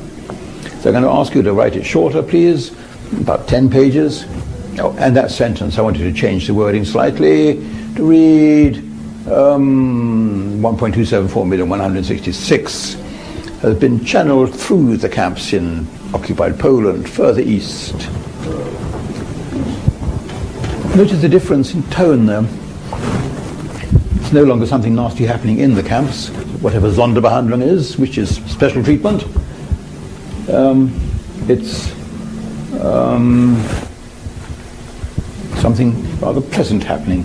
They've been durchgeschleust, literally sluiced through the camps in occupied Poland. Further east, they're now enjoying their new life, as the Führer has been led to believe. And he sends this report to the new chief of the Gestapo, who succeeded Reinhard Heydrich. He tells Ernst Kaltenbrunner, the guy's name, he says, this report will be excellent for camouflage purposes. He actually writes that. I've got the letters. It's in the Stanford University Library. Excellent for camouflage purposes. Because it's going to be shown to Hitler. He mustn't be told. And now we begin to close in on the question that you asked about how much was Hitler told. We know the answer to that, which is the answer probably 0. I know that from all Adolf Hitler staff, all his secretaries and private secretaries and everyone, his adjutants, everyone who was with him day after day after day, orders to stand by him at his elbow throughout every conference, like Richard Schulze, who was the SS adjutant assigned to stand next to Hitler. And I asked him on television in the David Frost program one evening, I said, how much was actually discussed about the final solution in your presence? And you have told us that you had to be present through every conference that Hitler had with Himmler and anybody else throughout the Holocaust period, October 1942, right through to the end. I answered Richard Schulze on the David Frost program. Not a word was discussed about this in my presence, ever. It was never discussed in Hitler's presence. It gets worse. Karl Wolff, SS General Karl Wolff, who is a rather creepy character, I think. SS General Karl Wolff, very handsome, aristocratic, blonde. He's always hovering in the background of the photographs with Himmler. SS General Karl Wolff. He described to me, and also in various manuscripts after the war, confidential manuscripts, he said once in the summer of 1944, he went into Himmler's room in the bunker at 3 o'clock in the morning to tell him it was time really to pack up for the night. Typical Himmler, working far into the night, right through the night, and he wanted the chief to watch out and to look after himself and go to bed. And he blundered into the room because the door was not locked, and he finds Himmler sitting at the table with his head sunk in his hands, a picture of abject depression. And he says, "What's biting you, Herr Reichsführer?" Himmler doesn't look up for a time, and then he does look up and, almost sobbing, he says, "What's biting me? I'm doing something that the Messiah of the coming 2,000 years must never find out about, so that his reputation remains pure for all time." Well, it's obvious what he's talking about. He's talking about Hitler, because Himmler always regarded Hitler as being the Messiah of the coming 1,000 or 2,000 years. And he's talking about the Holocaust. Karl Wolff actually says in his rather mendacious manuscripts afterwards, I didn't realize what Himmler was talking about at that time, but now, of course, I realize. He's a bit of a liar. I've got a document here. The German Minister of Transport writing a letter to Karl Wolff, none other. There we have it. This document alone sufficed to put Karl Wolff behind bars in the 1960s. You see, Himmler, after Operation Reinhardt has begun in a kind of halting fashion in the spring of 1942, Himmler's finding out that these truckloads, trainloads of Jews are backed up all the way down the railway lines because the whole procedure is taking too long. He's imagined it would be done quite simply, to rid of them. No, they're backed up all the way down the railway lines in Poland, all the way back from the Reinhardt sites. And he tells Karl Wolff, find out what the delay is on the railway lines, Eastern Railways. The Minister of Transport replies to Karl Wolff in these terms on 28th of July 1942. He says, "Dear Comrade Wolff, referring to our telephone conversation of July the 16th, I'm informing you of what the Directorate of Eastern Railways has told us about this delay in Krakow." And then it comes the quotation, the paragraph, what the Director of Eastern Railways has actually said for the benefit of the SS. "Since the 22nd of July, every day a train with 5,000 Jews aboard has gone from Warsaw via Malkinia to Treblinka." Now we're getting some numbers. In addition, twice a week, we're sending a train with 5,000 Jews from Przemyśl to Belzec. That's the second camp. Eastern Railways is in permanent contact with the security forces in Krakow.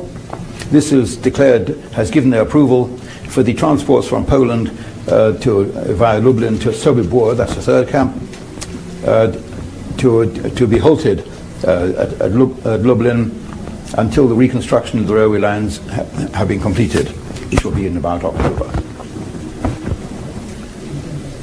I mean, Karl Wolff, he said, I didn't know what he said. Obviously, he knows exactly what's happening here. These are the 3 sites which he has helped Himmler to reconnoiter and presumably supervised the construction work that went on there deep in the forests. And the transport minister has given them some figures. And Himmler writes a very nice letter back to the Minister of Transport, Ganzenmüller, saying, "Dear Herr Minister, I'm delighted to hear that every week, every day, trainload of 5,000 of the chosen people was being sent from Warsaw to Treblinka. Not much doubt there about what he's talking about and what he knows. That's Karl Wolff. I think that document surfaced relatively late. They're all genuine. I'm satisfied all these documents I'm reading to you are authentic. There's no question of any of them having been faked. So that in outline, it gives you a pretty broad brush picture of the numbers of people that have been swept up in this huge tragedy, mindlessly. I've got another telegram here from the security police in Riga. They've written to one of the Einsatzkommando chiefs, one of the commanders of the Einsatzkommando, which is the tactical unit actually carrying out the operations, a man called Colonel Jäger, SS Colonel Jäger. And the telegram, which I've got here somewhere, it comes from the Moscow archives. It's a telegram captured by the Russians from Riga, which is where a lot of the stuff was left behind by the Germans. I've got it here somewhere, you can look it afterwards if you want. It says, please tell us, the subject of the telegram is executions, dated February the 2nd, 1942. Executions. Please give us an immediate report on how many executions you carried out since the start of Operations Barbarossa. That's about 7 months. Divided up into A, Jews, B, partisans, C, communists, D, mentally ill, E, others, and again divided up into women and children, how many of women and children are concerned, and what the overall totals are. And I got Jäger's handwritten draft reply. Obviously, eventually it was sent by teleprinter back to Riga. The draft reply gives the figures. Overall total 132,000. Very strange. If you break it up, there's 110,000 or thereabouts Jews, 1,000 communists, 54 partisans. I mean, those figures, when you stand back and look at them, they don't bear any real relationship with what we know is. I mean, how many of those Jews were communists? How many of those communists were Jews? And only 54 partisans were actually executed. That all sounds odd. It begins to sound as though the numbers might just be kind of made up. And rather like Vietnam, Viet Cong body counts. The same kind of thing. You have to get a bit suspicious when you see numbers like that. And then he says, of these, the overall total is 132,417, I think. And of these, 30,000 women, and no, 50,000, he gives the figure, the exact number, how many women, and 33,000 were children. That is disturbing. 33,000 children killed by the SS in 7 months. It's about as many children as we killed in Dresden, burned them alive in 2 hours in 1945. The Bomber Command. People forget this. They write history as though it's in a vacuum, out of context. But even so, must have taken some doing, put it like that. And it begins to suggest to you that the numbers, the ballpark figures are about right. Up to 1 million killed in the police operations, I think, in the shooting into the pit operations up to Barbarossa and after Barbarossa. Operation Reinhardt, 1.25 million in 1942 and the same number in 1943. That's 2.5 million, so you've got something like 3.5 million straight away. And we're not even talking about Auschwitz, where virtually nothing happened. Auschwitz now is the parade horse of the Holocaust movement. And the reason for that is simple. Auschwitz has been turned now into a huge, glitzy theme park with chrome and frosted glass and glass walkways and wonderful lettering everywhere and special designs, and they're constantly working to rebuild it. In Treblinka too, they're rebuilding. When we went to Treblinka in September, I noticed just across down one of the lanes, you could see them rebuilding frantically a watchtower there, which they felt they rather needed. But Auschwitz, if you go there now, well, Auschwitz, the reason why they picked on Auschwitz is because it's convenient. It's only an hour from an international airport, Krakow. And it's got buildings. You can show people row upon row of red brick buildings which existed since the turn of the century. And an execution wall. Every time I go to the execution wall, I put flowers there because some genuine heroes, resistance fighters, they were executed at that execution wall. All the commanders, all the principal officers of Auschwitz, this is the point, were put on trial by the Poles when the war was over. The communist judge, famous judge called Jan Sejm. And you have to remember that this Polish court in 1947 had Auschwitz had the evidence, it had the documents, it had the entire archives, it had all the principal culprits, had everybody to question.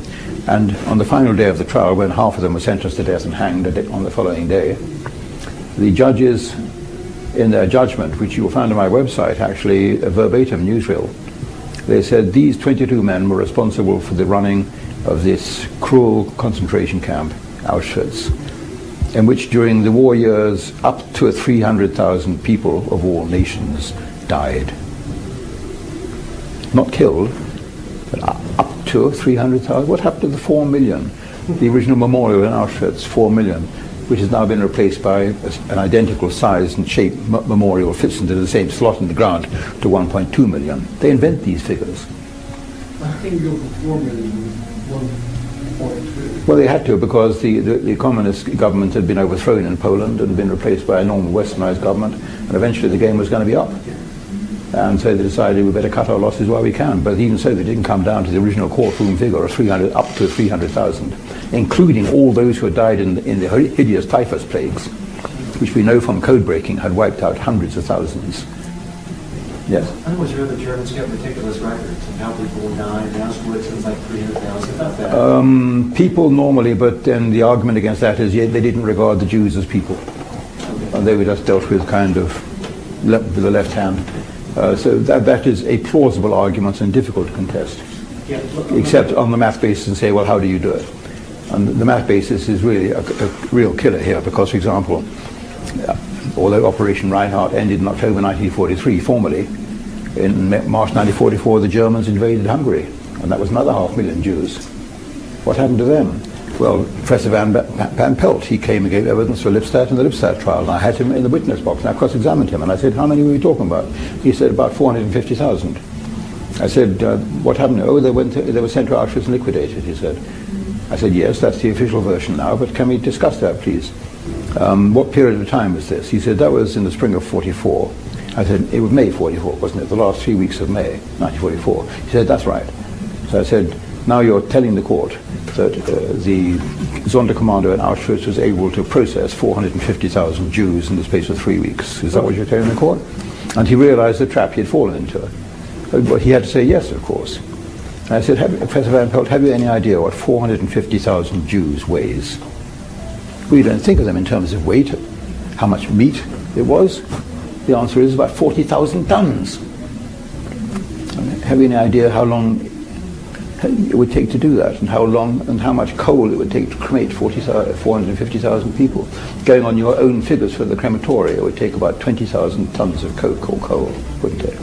Here are the air photographs of Auschwitz I showed you, taken in that month, May 1944. Can you show the courtroom where the endless trains, coal trains, were bringing these supplies of coal to the crematoria are? Or if they were buried in pits, have you any idea what volume would be required? Well, I mean, it's the math again, and the answer is it would take 40,000 cubic meters, huge pits, to bury them. And I said, it's just one final point. Can we look at the air photograph again? There's a little building just in the northwest corner of Crematorium 2, where, according to you, they were gassed and cremated. Can you tell me the court where that building is? Very reluctantly said, yes, that's the coal bunker. I said, will you take it from me if I tell you that coal bunker is about 8 or 10 feet square? Have you any notion of how many tons of coal you can get in a coal bunker 12 feet square? Yes. I mean, I said all this on a visit to Auschwitz, actually, pointed to the actual remains of that building. It's still there, the coal bunker. And the Polish guide, official guide, came right, a woman in a long, floor-length black dress, I remember, a dramatic hat, came rushing over and said, turn that camera off. You are not allowed to discuss questions like this. This is holy ground. So on the basis of holy ground, you're not allowed to ask how many tons of coal you can get in a coal bunker. But I'm not saying nothing happened to them, but I do know, because I've gone the extra mile. In Britain, we had the entire stenographic records of the conferences held by Field Marshal Erhard Milch in the German Air Ministry. He was deputy to Hermann Göring. Verbatim conference reports, about 40 volumes of them, and I've read all those. And after a time in early 1944, you get the problem, the Hungarian Jews who are now being brought into Germany, and all the able-bodied Jews are going to be put to work building these huge, gigantic underground aircraft construction factories in Bavaria. Gigantic caverns are being excavated and roofed over with concrete. 200,000 Jews. is the figure given in those conferences alone for building those factories. So they didn't end up in Auschwitz. But people who ask these awkward questions, they get sent to prison. I can name one or two people, well, I can name one person who's been sent to prison for that. Solitary confinement. A year and a half, and I can recommend solitary confinement if you're a writer. Good stuff. You're being fed at Austrian taxpayer expense, 3 meals a day, awkward times, that's true, awful food, but apparently it's balanced nutrition. On Saturdays you had just a lump of cheese the size of a matchbox and one raw onion. That was your Saturday nutrition. But I can recommend it, it's wonderful. You have 6 inches of armor plate between you and the criminals of the outside world, so you're completely safe. And you no risk of visits from bailiffs or lawyers or wives or children. Can I have the pocket money? Whatever it is, you can just concentrate your mind on writing. And I did. I wrote 4,000 pages thanks to the Austrian taxpayers. So Austrian taxpayers, I'm very grateful to you. So there we are. Do you have the internet? Your access to the internet? No. Had I been convicted, you've got to remember, I wasn't convicted. At the time, I was still on remand as an appeal prisoner with an appeal outstanding. And until then, you are not a convict. And as a remand prisoner, you have much worse conditions than as a convicted prisoner, in Austria anyway. If you're a convicted prisoner, then you can ask for a computer. And you are supplied, you have to buy a brand new computer, which is sent direct from the factory to you, so there's nothing on it. They think of everything. Yeah. These various things. Yeah. Well, I'm still a little clear. As far as Reinhardt goes, there were 4 camps, Treblinka, Soda, and the others. Those cables suggest that about 2.5 million. Now, but still, how were they killed? You mentioned some shootings and stuff. Was there any you're going to go below the knee with trivial questions, and I admit I'm going to ignore in my Himmler biography. I'm ignoring all the trivial questions like was it carbon monoxide or dioxide, was it diesel engines or petrol engines, were they shot or were they poisoned, what happened to the bones, a lot of kind of lower order questions, contributory questions which people sometimes bring up. And I agree that if you're an addict as I am too of the First 48 or CSI Miami or these other programs, you tend to ask all the forensic questions. But unfortunately from these decodes I am satisfied now that we have evidence of the numbers being processed. And I'm not going to say it's an obscenity to start looking at details about carbon monoxide or carbon monoxide. I'll leave that to the people who are interested in execution techniques. I'm interested. Could you even say they were gas chambers compared to shitties, cremation? That's what it sounded like to me. Most of these people were executed. In the pits, they were executed by shooting. In the nape of the neck, which is kind of Soviet style too. But then eventually, I think they ended up with morale problems with people actually doing it. It was coarsening the entire SS force who were getting involved in this. And so they decided to use the methods that they've been using for euthanasia too, which is various toxic gases. What the name of the toxic gas used was, I don't know, but I have to admit that whole debate about the cyanide gas and the use in Auschwitz and so on was what brought me into this argument in the first place. I was required to give evidence as an expert witness in the Ernst Zundel trial. And so for that reason I read the whole of the Fred Leuchter reports. And attached to the Fred Leuchter reports was the forensic laboratory tables on the buildings that Fred Leuchter collected samples from. And the forensic laboratory found no significant trace of cyanide compounds. And that is what got me very interested, shall we say, because I went to university, I studied chemistry, and I know it's an exact science, and if there's no significant trace of cyanide in the walls of the gas chambers, so-called, then there has to be an explanation for it. They've got the wrong buildings. It's one. But there very well could have been 6 million Jews that were processed by the Nazis. Well, we're in the ballpark. And that's why I think revisionists make a mistake questioning those numbers. Because that's where eventually, and also I can understand the Jews being deeply aggrieved that these horrible numbers are being questioned by revisionists, when in fact what they should be questioning is was Adolf Hitler told? Was it an act of the German state, the head of state? I mean, this is a question I've been asking since my Hitler biography came out in 1975. And this is why this whole vicious campaign has been launched against me for the last 20 years, because I'm asking the really crucial question. Was this an operation carried out by individual Germans, well-intentioned but for the wrong reasons, who are trying to purify their nation and get rid of all the Jews, which might well happen in the United States in 20 or 30 years' time, I think, because I see everything shaping up that way too. And I warned them this. I'd warned them this. I say you're now in the same positions of power and influence in the banks, in the media and the newspapers and everything else that you guys were in the Weimar Republic, which led to your misfortune there. And so I plead with people to stop questioning those numbers and start looking at how these things happen. And the Jews should, in the first place, immediately start asking themselves the all-important two-word question, why us? It's no happenstance that the Jews have found themselves hated, murderously hated, year after year, country after country, millennium after millennium. No sooner have they arrived in one country and forced them within 50 years, they have to flee for their lives all over again. And they don't ask themselves what they're doing. I know that I'm not liked as a historian, and I know the reasons why. I know what would make me very liked. And it's just start conforming, swimming with the tide. But something in my makeup makes me throw up rather than do that. I'd rather take the knocks. They never ask themselves, why us? They never ask, is there any connection between Lehman Brothers and Dick Fuld making a $500 million bonus in 2008, the year that he brought the entire world economy crashing down, and millions of ordinary people losing their savings and their homes and their mortgages and everything just because of this extraordinary fabric of basically Jewish-designed financial malpractices. And I understand that there was a United States-wide poll taken by one of the major newspapers, Washington Post or New York Times, on people asking about 2008, who did they blame, and 68% of the people questioned said it was the Jews.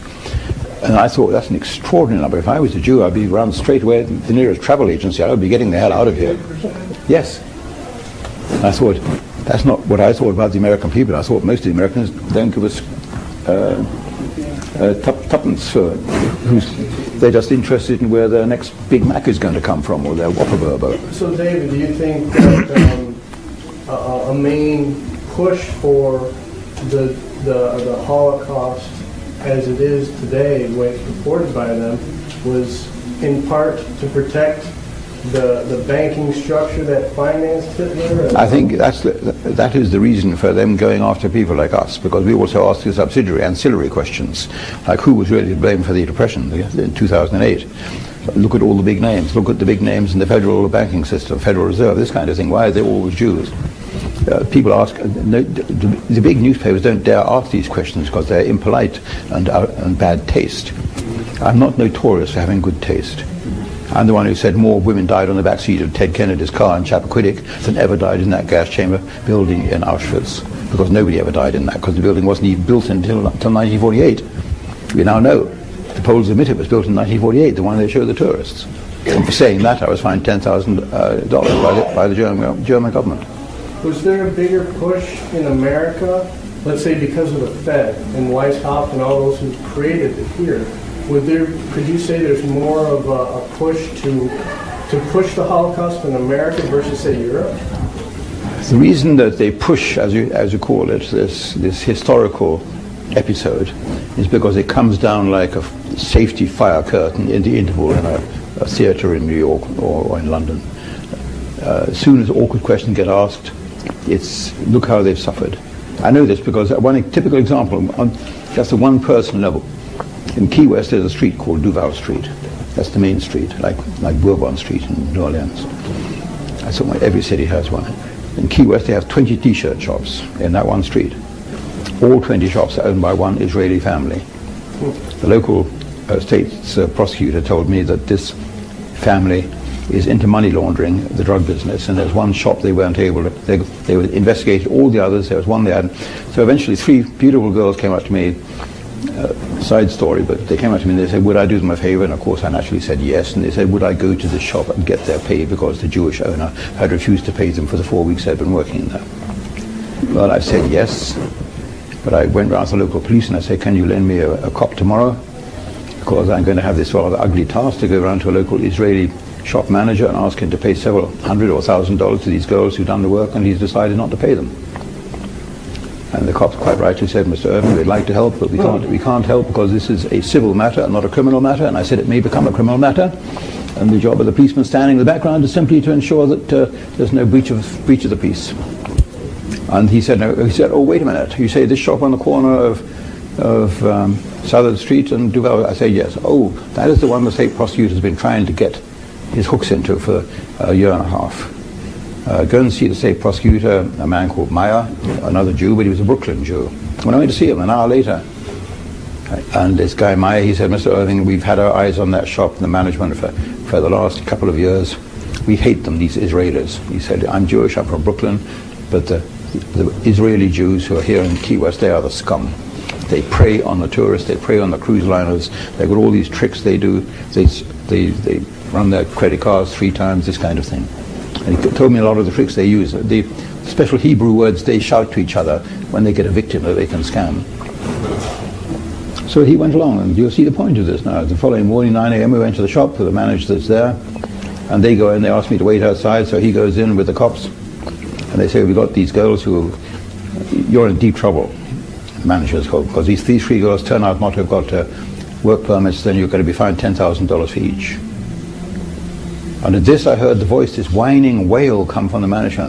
Why are you doing this to me? Why? He's 30 years old. Why are you doing this to me after all we have suffered? Right. And I thought, they've got that phrase in their microchip. I mean, women have in their microchip, they've got this phrase, if you don't know what you've done to upset me, I'm not going to tell you, right? Jews have this, after all we have suffered and you are questioning my integrity, right? And that's the answer to your thing. They consider they're entitled to special treatment, and that's, I think, the Nazis actually used that phrase, special treatment, as a bit cynical, saying, well, they want special treatment, they're going to get Sonderbehandlung, special treatment. They won't like it. But I've told this to Jews in university audiences when they come, not like these guys, and start throwing things around. But when they come and ask questions politely at the end, I said, if I was a Jew like you, Professor, then I would be deeply concerned the way things are going in the United States now. This was University of Washington, somewhere. I'm in North I spoke in Idaho. They were on the Washington side, Washington campus. And I said, you don't seem to realize that, because you don't recognize it, that you are now making exactly the same mistake as the Jews made in the Weimar Republic.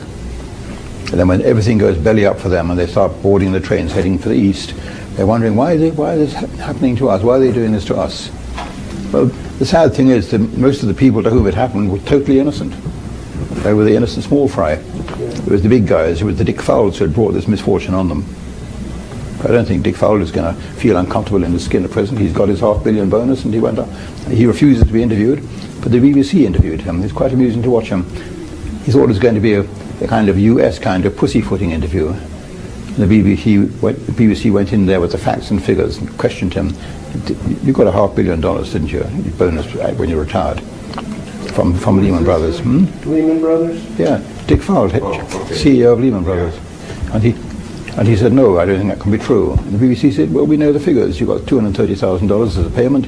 You got stock options for another $200,000, and then you all the figures, which he then had to admit. The BBC said, so that's it. It is $500 million you got in the 1 year when your machinations brought the whole world economy crashing down. And he refused since then ever to give an interview to anyone. Yeah, but then Obama gives them all a bailout. Then Obama bails them out. Obama is a very weak president, unfortunately. Well, he's controlled. They're all controlled. He's like a small boy in a toboggan, well, like Harry Truman when he came into office. We all saw Obama cheered him probably from our sofas as he signed those documents on the day he came into office, the first day. I declare that Guantanamo Bay will be closed in the next 12 months, that there will be no more military tribunals, all these things that were giving the Americans a bad name around the world. And here we are 12 months later, a year and a half later, 2 years later, and he's found out that he's not the guy who really runs the United States. And that what the president says doesn't necessarily go. How's the guy with at Albany with a few months in the Senate gets $16 million from Wall Street to Goldman Sachs? I was $100 million to run for president. I mean, something like Goldman Sachs loved his vision for America. Goldman Sachs is getting an equally bad name worldwide. Unfortunately, you're reliant on the American newspapers for the news. The American newspapers do not do the job they used to do. Yeah, but we're almost around by that. Well, the New York, now I'm going to annoy you by saying the New York Times is the one you should keep your eye on. They're now turning, and they are becoming a very good and anti-Jewish, anti-Israeli newspaper. The New York Times, of all newspapers, owned by the Sulzbergers, and they're reporting on some of the scandals, like Steve Cohen and the SAC, his big hedge fund operation where he's got, I think, $11 billion. And they've closed on him, the New York Times, saying, well, now all his top executives have now been arrested and they're probably all taking the fifth or pleading for special treatment and pleading to be treated leniently if they all blow the whistle on him. And the New York Times are giving all the wonderful articles they've written about Cohen. And various other big guys in Wall Street who have behaved equally badly. The naughty guys, the naughty Jews doing naughty things. The Wall Street, the New York Times is quite an interesting read. And things like, you never used to find that there. Well, yeah, But now, that's surprising. now, as I say, the Jews are not immune when it comes to the pages of the New York Times. They get special treatment. Can I See, I think the problem go back is- to the Holocaust for a minute? Yeah. I had thought that one of the things that the Holocaust is promoted for is to protect the communists killing all the Russians. They always, in the American mind, when you start talking about mass deaths, immediately Yes. people start talking about Hitler. Yes. And they skip everything that happened in the USSR. Yeah. Well, very interesting, partly in that connection, was Putin. A few weeks ago, Putin announced actually to a Jewish audience, he said this thing that the rest of the world doesn't understand is that at the beginning of the Soviet Empire, 85% of the top Bolsheviks were all Jews. And he's talking about hundreds of them, 500 or 600 of them. And fascinating because Putin must have realized that that wasn't going to stay confined within those four walls where he's speaking to a Jewish audience. By the next day it was all over the internet and in the newspapers, quoting Putin as fingering the Jews and reminding the world of their guilt, that they were the ones who provided all the top murderers and the mass murderers and the torturers were all Jews. As Churchill wrote back in 1920, I think, somewhere he wrote that in a London newspaper. Well, look who financed the Russian Revolution. And then you've got to wonder why Putin is reminding people of this, what his purpose is. Exactly. Right. And Pat Buchanan has said very interesting. Pat Buchanan wrote an article saying, is Putin one of us? Yeah. Meaning a Christian do-gooder. Right. Yeah. I think he is. Well, he's certainly a very I think He's better than Obama. he's a very clever man indeed. You didn't get to the top position in the KGB by being stupid. But he's in a corner because financially he's in a bad position. I think he's up against a brick wall right now. I think that's why he had to go into Ukraine like he did because... Well, that also is very interesting about how the Americans are behaving badly again. Every time I see mass crowds on the streets, I wonder how much money the CIA paid for this one. Oh. They tried a few months ago, and now they're trying again. And very interesting, yesterday, or was it this morning, one of the big Jewish newspapers has revealed a lot of ex-Israeli army people are turning up, running these groups of resistance fighters in the squares of the Ukraine. Yeah. Nazis Yeah. of Ukraine. Yeah, right. Right. For the EU, ultimately. Yeah. No, they're actually, the ultranationalists are, they hate Jews. They're very anti-Jewish. So we got Israelis working for the anti-Semites in Ukraine. We got our hands all over that. Well, General Galen, who was the head of the German intelligence service, I remember I translated his memoirs and I had to go and see him many times. And he said, actually he wrote one of his reports in 1942, he said, in our liquidation operations against the Jews in the Ukraine, we're having maximum support from the Ukrainian population. Yeah. And that's another thing they played down. When I went to Belzec the first time, one of the four camps, Belzec, which is where, I think it's 454,000 in 1942. You go there now and Belzec is about the size of 4 or 5 football fields. And it's been covered completely with a 2-foot thick layer of lava rocks for some reason by the American Jewish Agency. So you can't actually see the site anymore. It's completely covered by this carpet of lava. But I spoke to the local villagers with an interpreter. And the local villager, an old, grizzled old woman, she remembered, oh yes, I remember my father ran the local bakery in this town. And we supplied all the bread to the SS unit at Belgium that were doing all that. So I then said, but what did all the Polish villagers think about what the Germans were doing then? Oh, we were so grateful they were doing this still. Yes, absolutely on the side of the Nazis. Which one of these books that you've written are these? Is this information in? Oh, that'll be in the Himmler biography, which is coming out this year. The first volume of that, with all these completely unknown documents from the Moscow archives. Very, very interesting. For example, you find out that the SS didn't regard the Jews as an enemy until about 1937. The penny didn't drop. They were keeping their eye on their index cards and everything on the Catholics, the Catholic movement, on the Protestant clergy. That was the second. The third enemy was the Freemasons. Then came, and then the Jews were way down at position number 7 or 8. And it wasn't until the Jews started liquidating isolated Nazis, like the ambassador in Paris, the deputy ambassador in Paris, or the head of the Nazi movement in Switzerland, Wilhelm Gustloff, 1936. So the penny began to drop, and Heydrich says, okay, start keeping index cards on these guys too.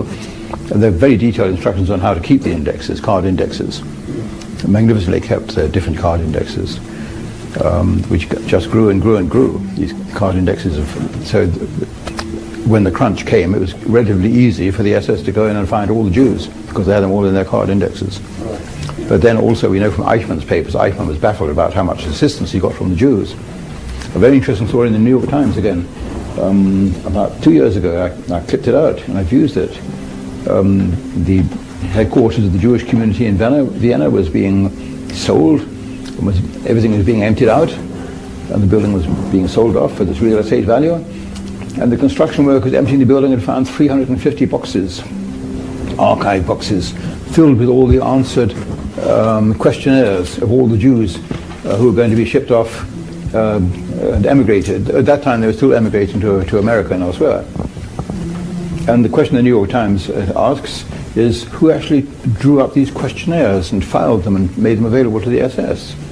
The Jewish community in Vienna became very tight-lipped. They said they had no idea. But the historian, Raoul Hilberg, so it must have been in fact many years ago that happened, he was quoted by the New York Times as saying, well, it's quite obvious that this was the Jewish community, so hand in glove with Eichmann, who was making it so easy for the Jews to emigrate. He cut through all the red tape, which had made it impossible before. Previously, you had to get a passport to emigrate if you were a Jew. And then you had to fill in you had to complete your tax affairs to prove that you didn't owe the German Reich anything. By the time you'd done all the paperwork on that, your passport had expired. You then had to go back and start the whole cycle again. Eichmann found out this maddening business that the Jews were being kicked around from building to building.